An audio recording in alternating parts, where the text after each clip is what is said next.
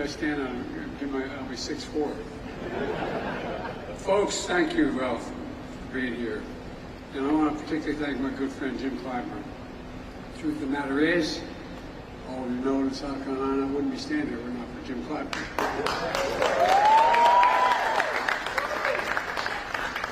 Jim has been one of the most consequential leaders in South Carolina history, in my view. He's tough, he's loyal, he's principled, and he let me. I want to tell you something. If he has your back, he always has your back. And Jim is good to be back in your home with you and your daughter. And look, former Mayor Steve Benjamin couldn't be here today, and you all remember Steve as your mayor, because he's traveling with his family. And it's great to have him here, have him part of our team. But his mom and dad are here. By the way, if you have seats, sit down. I'm sorry. I once said, everybody take a seat, and there were no seats. I said, Biden's so stupid he didn't know there were no seats. Anyway, also want to thank the leadership of Enphase and Flex for hosting this. You know, I'm here to talk about what we're doing to invest in America. And I mean invest in America, all of America, starting here in South Carolina. I'm going to talk about the progress we made in building the economy from the middle out and the bottom up, not trickling down. When you build from the middle out and the bottom up, everybody does well. The wealthy still do very well. But that trickle-down economy, not a whole lot dropped in my dad's kitchen table growing up. It's all part of an economic vision for this country. I came to office determined, to the point that some of my own team thought I was too determined, to change the economic direction of this country, to move trickle-down economics and get rid of it for everyone. From the Wall Street Journal, the Financial Times, called the program Bidenomics. I'm not sure they meant it as a compliment at the time. Our plan is working. And one of the things I'm proudest of is working everywhere, not just in the coast and big cities like previous recoveries. This time, investment is working in factories being built, and jobs being created, happening in rural America, the heartland, all across America. In communities that have been left out and hollowed out. This is what it looks like across the country. Over 13 million new jobs since I've been elected to office. More jobs than any president's ever created in the first 2 years. Nearly 800,000 manufacturing jobs, including 14,000 in this state alone. This state alone. And again, that's more in 2 years than was created in 4 years in any other administration. Unemployment been below 4% for the longest time in 50 years. Inflation is less than half of what it was a year ago, and we're continuing to work on it. You know, I know we have more to do. Bringing down inflation remains one of my top priorities. Job satisfaction nationally is at a 36-year high. The share of working-age Americans in the workforce is as high as it's been in 30 years. Remember they used to say, Biden spent all this money to keep people from working? People are off the sidelines. 20 years high. Higher than every single one of my predecessors. And to pay for low-wage workers, the pay for low-wage workers, has grown at the fastest pace in 2 decades. And folks, it's no accident. It's Bidenomics in action. Trickle-down economics has failed the country for decades. It means slashing public investment on things that helped America lead the world in innovation. You know, we used to invest 2% of our entire gross domestic product in research and development. You know what it is now? 0.7%. We used to be ranked #1 in the world in research and development. Know where we're ranked now? #9. China's #8 a decade ago.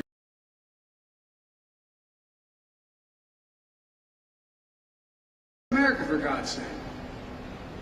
We used to have the best infrastructure in the world, rated #1. Now we're rated number 13 in the world in infrastructure. How can you have the best economy in the world and not have the best infrastructure in the world? Under my predecessor, Infrastructure Week became a punchline. Every month. Anyway, I won't get into it. On my watch, we're making infrastructure a decade headline. A decade. Yesterday, we announced that since I took office, we've attracted $500 billion, $497 billion in private investment in American manufacturing, both here and around the world. It's historic. It's Bidenomics in action. Instead of exporting jobs to cheaper labor costs, what we did for decades, we're creating jobs here and exporting American product, not jobs. That's the story here in South Carolina. Earlier, we heard the leadership of Enphase say that $60 million they're investing here. Well, that's 1,800 jobs across the country, and up 600 permanent jobs right here in South Carolina. All a direct result of the so-called Inflation Reduction Act we wrote and passed. Well, that's legislation in the past where so much money is coming in to make all this happen. By the way, parenthetically, I want you to hear about the deficit. I cut the deficit $1.7 trillion in 2 years. Nobody's ever done it. Cut the debt at 1.7. It generates income. It generates growth. Enphase first commercialized the component that converts solar energy into electricity. All that solar energy doesn't do a whole lot of good if you can't do it and convert it into electricity. It's called, they invented a thing called a solar microinverter. Jobs that used to go to Mexico, India, Romania, and China are now coming home to South Carolina. Now Enphase is partnering with Flex to make these parts here in South Carolina. And today, they're shipping their first microinverters made in America.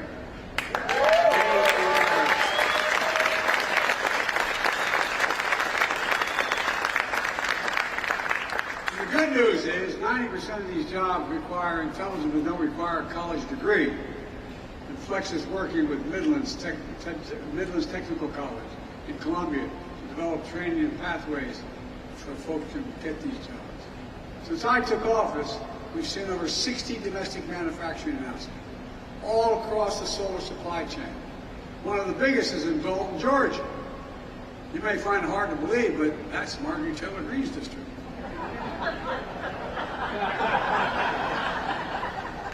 I'll be there for the groundbreaking. Look, just today the Department of Energy announced new incentives for companies to bring solar power manufacturing back to our shores. We're in a real race. China's ahead of us. This is another step in helping us meet the goal of 100% clean, renewable energy electricity by 2035. By 2035, all electricity in America is going to be generated by clean energy. That's a big deal. It's saving billions of tons going into the air, pollution. We see the same story in semiconductors. Those small little computer chips the size of the tip of your finger that affect nearly everything in our lives, from your cell phone, to automobiles, to refrigerators, to the most sophisticated weapon system. They need these. And guess what? America invented these chips. We're the ones that invented them. We sophisticated those chips. We made them what they are. But over time, we went from producing nearly 40% of the world's chips down to less than 10%. That's why we designed and I signed the Chips and Science Act.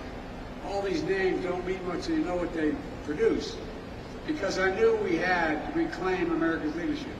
Now, all over the country, semiconductor companies are investing a record hundreds of billions of dollars to bring chip production back home in Ohio, New York, Arizona, all across the, like outside Columbus, Ohio. Intel is investing in 1,000 acres outside of Ohio, $20 billion. $20 billion. It's going to take 7,000 people to build the two, they call them fabs, factories, and it's going to take 5,000 permanent workers. Near Syracuse, Micron is investing up to $100 billion over the next 20 years, beginning now. In Phoenix, Arizona, TSMC is investing $40 billion, producing thousands of good-paying jobs. As I said, for example, in Ohio, those 7,000 jobs building the facility are going to generate economic growth in an entire region outside of Columbus because they're generating, they bring along, you need stores, you need drugstores, you need a lot of things to maintain those jobs. And we're also seeing 3,000 jobs, those 3,000 jobs working in the fabs. You can make $100,000 a year. That's the average salary. And you don't need a college degree. Make $100,000. The middle class, this is a game changer. We're investing in the American agenda is about bringing supply chains home. Clean energy future, made in America. Before the pandemic, supply chains weren't something most Americans thought about. If I said to you 6 years ago, we're worried about a supply chain, you look at me like, huh? Well, I would have looked at you the same way. But today, after delays in parts and products, everybody knows why supply chains matter. We know for too long, China's dominated the production of raw materials needed for critical products. That's why we're building alliances with our friends all across the world, increasing our production here at home to create alternative sources for the minerals we need. Our goal is to bring full battery supply chain home. We create a battery belt stretching from Michigan to Georgia. In Chester County, South Carolina, Albemarle is investing $1.5 billion to process lithium for electric vehicle batteries. That's not only create 300 permanent jobs, but it will lift up a whole community. Restore some pride. It matters. The lithium will power components like it's going to be being made in redwood materials near Charleston, where the company's making the largest investment in the history of the state. $3.5 billion to build a battery materials manufacturing plant, creating 1,500 jobs. That's another community changer. It's a game changer. And those materials will go into batteries that will be recycled by companies like Circuit Solutions, which is investing $300 million here in Richland County, creating another 300 permanent jobs. That's community after community after community. There's been that change. That's on its way. The change in up community is going to change the state. It's going to change the country. And Jim Clyburn's Institute, Promega Energy Storage Technologies, is investing $279 million to manufacture batteries to store energy to power the grid. Look, what do you think we have said if I came when I was here trying to get the nomination 3 years ago? And I told you about, while I was campaigning, that we'd see this kind of investment in South Carolina, billions of dollars. I think you would have been a little skeptical. That's why I fought so hard for the things I wanted to do. Didn't get much help from the other team. That didn't stop us from getting it done. That's going to transform lives. All told, since I signed the Inflation Reduction Act and the CHIPS and Science Act into law, companies have announced $11 billion in manufacturing and clean energy investments just in South Carolina. $11 billion. Companies across the county, across the country, are expanding factories, building new ones, creating tens of thousands of good paying.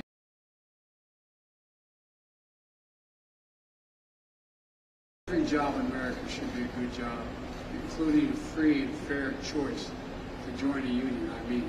That's right.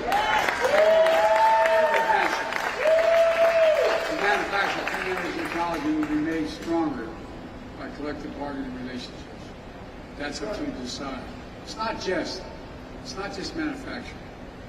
Through the bipartisan infrastructure law, we've already announced over 35,000 projects all across America, like the Brent's Bench Bridge, which is a $1 billion operation over the Ohio River, from Ohio to Kentucky.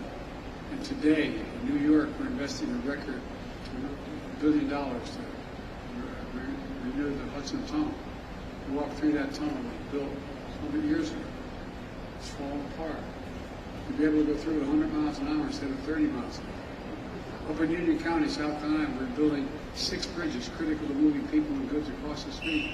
Each bridge is over 60 years old with weight and volume restrictions that cause detours, congestion, and supply chains. The oldest one is where South Carolina 49 crosses the Tiger River. The biggest one, right here in Columbia, Malfunction Junction. You all know it. How many years have we talked about fixing Malfunction Junction? Now, thanks to Jim Clyburn and help from the infrastructure law, it's finally going to get fixed. It's going to get fixed. We're removing every single lead pipe in America. More than 100,000 lead service lines go into homes here in South Carolina. They're a risk to everyone's health, including children. So it's time to get them removed and replaced. We're building. We're helping Richland School, District 1 here in Columbia, purchase 16 new electric buses. Woo!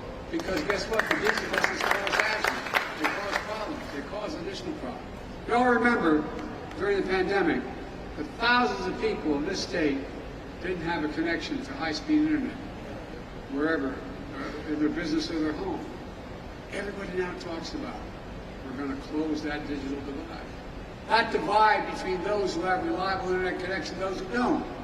South Carolina is receiving $1 billion to close that divide, connecting every home and small business across rural America, rural South Carolina, that doesn't have reliable high-speed internet.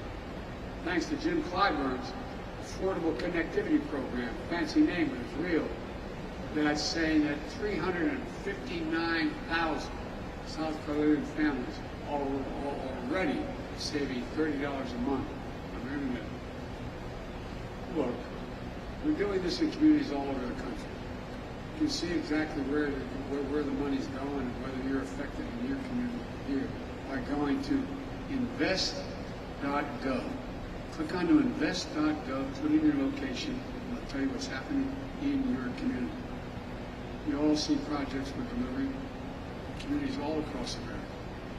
Look, implementing this legislation also has another transformative impact. All those members of Congress who voted against it suddenly realize how great it is, and they're bragging about it. As my mother would say, God love it. I want to thank Senator Grant for voting for the Bi-Cars Infrastructure and the Chips and Science Act. I wish he had voted for the rest. Every Republican member of the Congress voted against the Inflation Reduction Act. Everyone. Every Republican member of the House in this state voted to repeal the clean energy provisions of the Inflation Reduction Act. That attracted all these jobs. You know, and then after that effort failed, the Republican Study Committee, which includes over 3/4 of the House Republicans, just released a plan to go at trying to repeal it all again. That hadn't stopped them, though, from claiming credit. Now the billions of dollars and thousands of jobs are coming to the United States. It's not unusual. The distinguished senator from the state of Alabama, former coach at the university, strongly opposed the bipartisan infrastructure bill.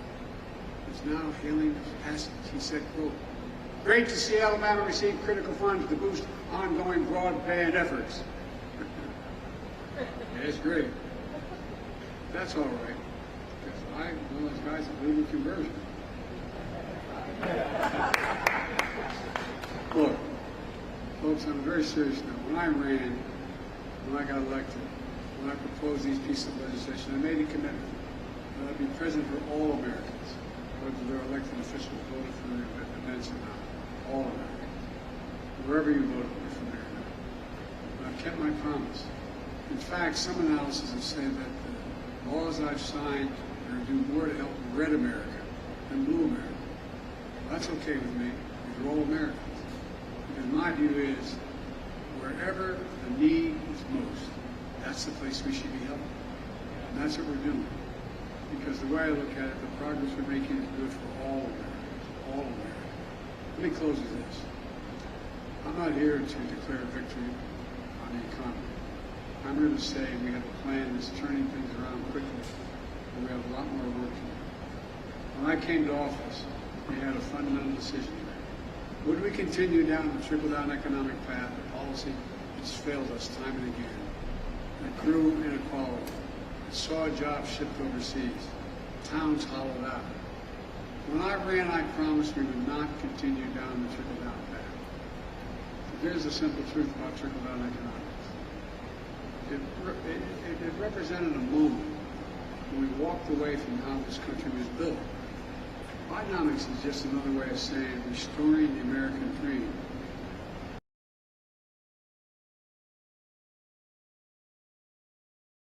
Willing to work hard should be able to get a good job no matter where they live. In the heartland, in small towns, in every part of the country. To raise their kids with a good paycheck, keep their roots where they grew up. That's the American dream. My dad used to have an expression for growing up, my word. He'd say, Joey, a job's about a lot more than the paycheck. It's about your dignity. It's about respect. It's about being able to look your kid in the eye and say, honey, it's going to be okay, and mean it. That's Bidenomics. It's rooted in what always worked best for this country. Investing in America. Because when you invest in our people, when you strengthen the middle class, we see stronger economic growth that benefits everybody. I've long said, it's never been a good bet to bet against America. And I can honestly say I've never been more optimistic about America's future. We just have to remember who we are, for God's sake. We're the United States of America. There is nothing beyond our capacity if we work together. So let's continue to work together. God bless you all, and may God protect our children.